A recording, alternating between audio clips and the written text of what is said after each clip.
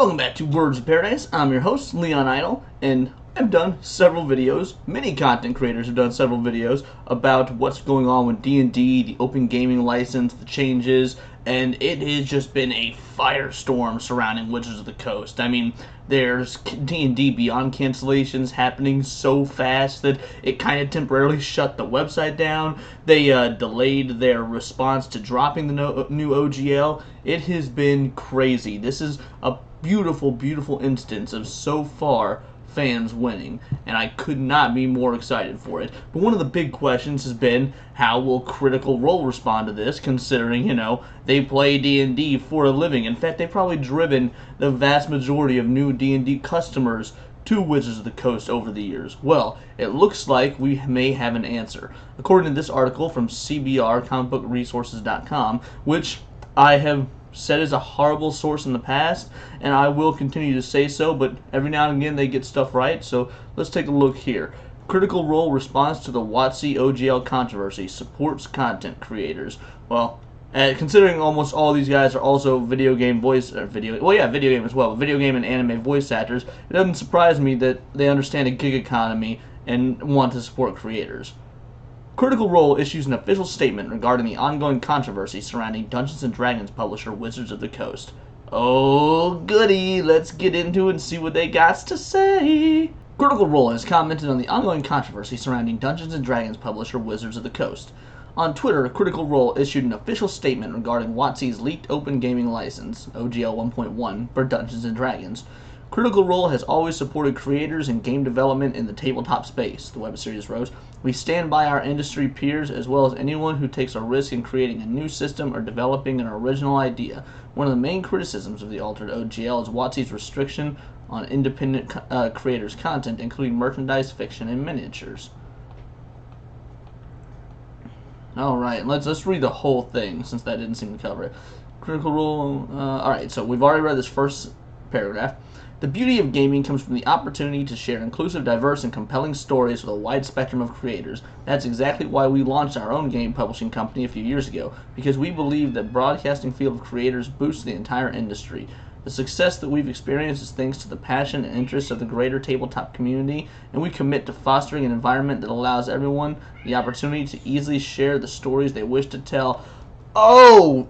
Okay, let's see if you guys interpreted that the same way I did. I mean, to me, this reads as a breakup letter. This looks like they're saying, yeah, Critical Role is still going to go using our own system and our own stories, and, well, I mean, they always use their own stories, but using their own system, and that they're dumping D&D. I mean, if that's the case, I'd be A-okay. Everyone at Critical Role, or at least the majority of individuals at Critical Role, absolutely seem talented enough to be able to, do this sort of thing on their own with their own system, or maybe a different game. Like, yeah, this reads like a breaking up from Witches of the Coast letter, and that is amazing. Oh, that's right. Roll a Constitution save, you awful, awful company. Wizards of the Coast D&D OGL 1.1. D&D's open gaming license emerged in 2000, allowing people to design their own materials based on the popular tabletop RPG, while setting minimal guidelines on what merchandise designers could profit from. In addition to products, D&D's original OGL allowed content creators like Critical Role and Adventure Zone to make money from live streaming sessions of the tabletop RPG. However, it's unclear how or if WotC's planned OGL adjustments may affect the web series. As the leaked document noted, it might make private deals with certain companies, notably those that receive $750,000 from their business must pay WotC 20 to 25% in royalties for anything past that amount. After the OGL appeared online, fans rushed to social media to express their frustration with WotC's restrictions. Consequently, the hashtag OpenD&D became trending and led to an open letter demanding WotC to cancel the change to the Open Gaming License update. It chokes the vibrant community that has flourished under the original license, the letter read. No matter the creator, it locks everyone into a new contract that restricts their work, makes it mandatory to report their products and revenues to Wizards of the Coast, and give WotC the legal rights to reproduce and resell creators' content without permission or compensation. WotC responds, and third-party creators part from D&D. Yeah, again, if you haven't seen my previous two videos on it, this one's pretty much going the most in-depth, but I wouldn't say the most in-depth. All three of my different videos on this have covered different aspects, because this has just been a massive cycle, and it's it's getting pretty spicy. So if none of this is making sense to you, maybe watch one or both of the other videos, but we're going to keep going. A week following the OGL leak, Wizards of the Coast responded to the mass criticism of the document. Its main reason for altering the OGL was to prohibit third-party developers from selling merchandise featuring hateful and discriminatory content. Okay, so here's the thing.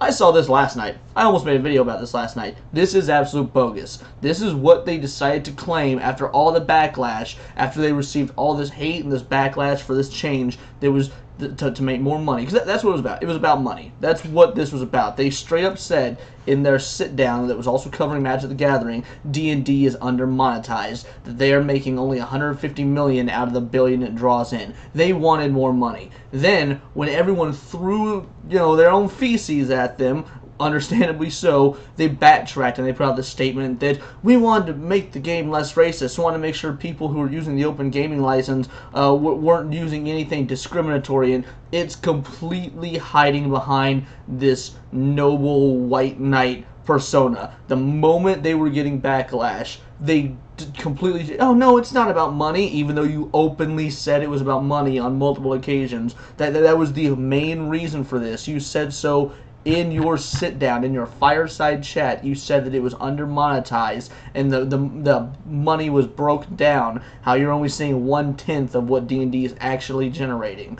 Now that you're getting flack and everyone's throwing a fit at you, you claim it's to fight racism, because now anyone who criticizes you will look like the bad guys and be like, oh man, they were doing this to fight racism, now don't we feel scummy? No, don't feel scummy. That's not why they were doing this. They are using that as a shield to keep on, pressing forward. It is an absolute disgusting throwback. It's grimy to hide behind that. WotC claimed it would not release the new OGL yet, considering the company needed to adjust the original draft to modify the language used to prevent confusion. In response to WotC's OGL decision, third-party tabletop role-playing publisher Kobold Press announced it would create its own fantasy tabletop RPG. The company's dedicated fanbase crashed the codename Project Black Flag's website several times after the announcement. Pathfinder developer Paizo revealed its partnership with Kobold, nice, and other third-party creators to establish a new system-neutral open RPG license that would be open, perpetual, and irrevocable due to WotC's OGL updates. Okay, if you don't understand why the irrevocable part is a big deal, watch my other videos. It is covered. Wow, what an article. So, I guess what it boils down to is it looks like Critical Role will not be coming back to Dungeons and Dragons. Now, of course, things can always change. The open gaming license can change. WotC can decide on a different course of action and try and win these individuals back, which is probably their smartest move if they want to keep generating the type of revenue they were. Because, yeah, when I said earlier, they were only making 1/10 of the money it was generating total. That sounds bad, but 1/10 of the money was still $100 to $150 million a year. That's a lot of dollars.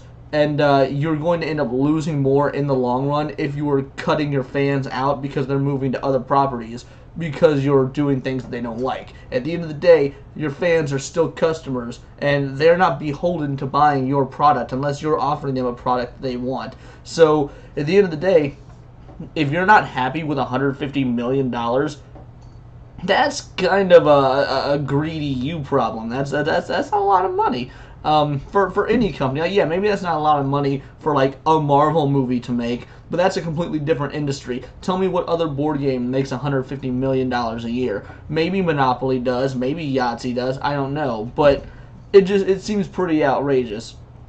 Especially when being Wizards of the Coast and Hasbro, you have other financial sources coming in. Hasbro sells Star Wars toys. Wizards of the Coast sells Magic, which has crossed the $1 billion mark. So the $150 million that's coming in from D&D, it's not like that's all the money they're getting. It's kind of a joke. It really is. And then for them to hide behind the racial controversy to try and make this about, we're trying to save D&D from racism when that has never once been the case.